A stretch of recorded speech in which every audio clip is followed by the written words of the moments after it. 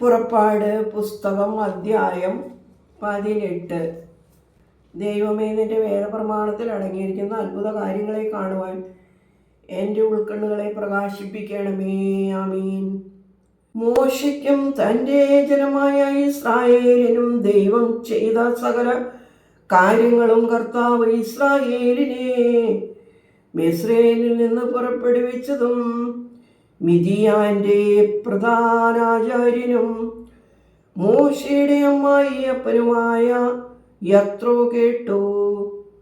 മോശയുടെ അമ്മായിയപ്പനായ യത്രോ തൻ്റെ പുത്രിയും മോശ വിട്ടിട്ടു പോയിരുന്ന അവൻ്റെ ഭാര്യയുമായ സപ്പോറായെയും അവളുടെ 2 പുത്രന്മാരെയും കൂട്ടിക്കൊണ്ട് വന്നു. അവരിൽ ഒരുവന്റെ പേര് ഗർഷോൻ എന്നായിരുന്നു. എന്തെന്നാൽ ഞാൻ അന്യദേശത്ത് പ്രവാസിയായിരുന്നു എന്ന് അവൻ പറഞ്ഞു. മറ്റവന്റെ പേര് ഏലിയാസാർ. എന്തെന്നാൽ എൻ്റെ പിതാക്കന്മാരുടെ ദൈവം എന്നെ സഹായിച്ചു, ഫറവോന്റെ വാളിൽ നിന്ന് എന്നെ രക്ഷിച്ചു എന്ന് അവൻ പറഞ്ഞു. മോശയുടെ മക്കളും അവൻ്റെ ഭാര്യയും അവൻ്റെ അമ്മായിയപ്പൻ യത്രോയോടുകൂടി മരുഭൂമിയിൽ അവൻ പാർത്തിരുന്നിടമായ ദൈവത്തിൻ്റെ പർവ്വതത്തിങ്കൽ വന്നെത്തി. നിന്റെ അമ്മായിയപ്പൻ യത്രോയും നിന്റെ ഭാര്യയും 2 പുത്രന്മാരും ഇതാ നിന്റെ അടുക്കൽ വന്നിരിക്കുന്നു എന്ന് മോശയോട് അറിയിക്കപ്പെട്ടു. മോശ തൻ്റെ അമ്മായിയപ്പനെ എതിരേറ്റ് ചെന്ന് വന്ദിച്ചു, ചുംബിച്ചു. അവർ പരസ്പരം കുശലം അന്വേഷിച്ചു. അവർ കൂടാരത്തിൽ പ്രവേശിച്ചു. ഇസ്രായേൽ മക്കളുടെ കാര്യത്തിൽ കർത്താവ് ഫറവോനോടും ഇസ്രായേലോടും ചെയ്ത സകല സംഗതികളും വഴിയിൽ അവർക്കുണ്ടായ പ്രയാസങ്ങളും അവയിൽ നിന്ന് കർത്താവ് അവരെ രക്ഷിച്ചതും മോശ തൻ്റെ അമ്മായിയപ്പനോട് വിവരിച്ചു. ഇസ്രായേലിന് കർത്താവ് ചെയ്ത എല്ലാ നന്മകളെ പ്രതിയും മിസ്രയീമ്യരുടെ കയ്യിൽ നിന്ന് ഫറവോന്റെ കയ്യിൽ നിന്നും അവരെ വിടുവിച്ചതിനെ പ്രതിയും യത്രോ സന്തോഷിച്ചു.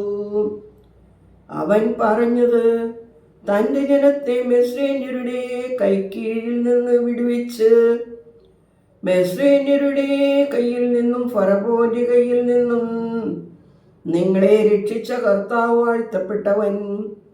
അവരെക്കുറിച്ച് അവനുണ്ടായ കരുതൽ മൂലം കർത്താവ് സകല ദേവന്മാരിലും വലിയവനാകുന്നു എന്ന് ഞാനിപ്പോൾ മനസ്സിലാക്കുന്നു. മോശയുടെ അമ്മായിയപ്പനായ യത്രോ കർത്താവിന് സമാധാന ബലികളും ഹോമബലികളും അർപ്പിച്ചു.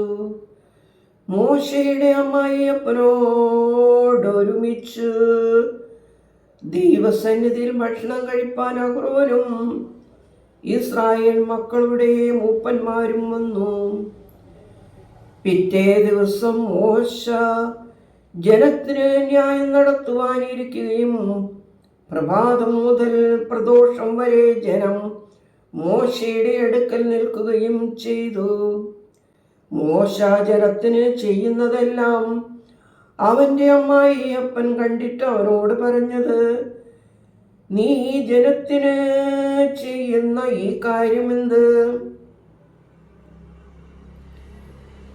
നീ മാത്രം ഇരിക്കുകയും രാവിലെ മുതൽ സന്ധ്യ വരെ ജനമെല്ലാം നിന്റെ അടുക്കൽ നിൽക്കുന്നതും എന്തിന്? മോശ തൻ്റെ അമ്മായിയപ്പനോട് പറഞ്ഞത്, ദൈവത്തിൻ്റെ അരുളപ്പാട് ചോദിപ്പാൻ ജനം എൻ്റെ അടുക്കൽ വരുന്നു. അവർക്കെന്തെങ്കിലും കാര്യമുള്ളപ്പോൾ അവർ എൻ്റെ അടുക്കൽ വരികയും ഞാൻ അവർക്ക് തമ്മിൽ ന്യായതീർപ്പ് നടത്തുകയും ദൈവത്തിൻ്റെ കൽപ്പനകളും ചട്ടങ്ങളും അവരെ അറിയിക്കുകയും ചെയ്യുന്നു. മോശയുടെ അമ്മായിയപ്പൻ അവരോട് പറഞ്ഞു, നീ ഈ ചെയ്യുന്ന കാര്യം നന്നല്ല. തീർച്ചയായും നീയും നിന്നോടുകൂടെയുള്ള ജനവും തളർന്നു പോകും. എന്തെന്നാൽ ഈ കാര്യം നിനക്ക് കഠിനമാണ്. തനിച്ചത് ചെയ്യുവാൻ നിനക്ക് കഴിയുകയില്ല. ഇപ്പോൾ എൻ്റെ വാക്ക് കേൾക്കുക. ഞാൻ നിനക്ക് ആലോചന തരാം. ദൈവം നിന്നോടുകൂടി ഇരിക്കട്ടെ. നീ ജനത്തിന് ദൈവത്തിങ്കൽ നിന്ന് ഉപദേശകൻ ആയിരിക്കുക. അവരുടെ കാര്യം ദൈവമുമ്പിൽ കൊണ്ടു ചെല്ലുക. കൽപ്പനകളും ചട്ടങ്ങളും പാലിക്കുവാൻ നീ അവരെ സൂക്ഷ്മതപ്പെടുത്തുകയും അവർ പോകേണ്ട വഴിയും ചെയ്യേണ്ട പ്രവൃത്തികളും അവർക്ക് കാണിച്ചു കൊടുക്കുകയും ചെയ്യുക. ദൈവത്തെ ഭയപ്പെടുന്ന ഭക്തന്മാരും സത്യസന്ധരും കൈക്കൂലിയും വഞ്ചനയും വെറുക്കുന്നവരുമായ പുരുഷന്മാരെ നീ കണ്ടുപിടിച്ച് അവരെ ആയിരങ്ങൾക്ക് അധിപതിമാരും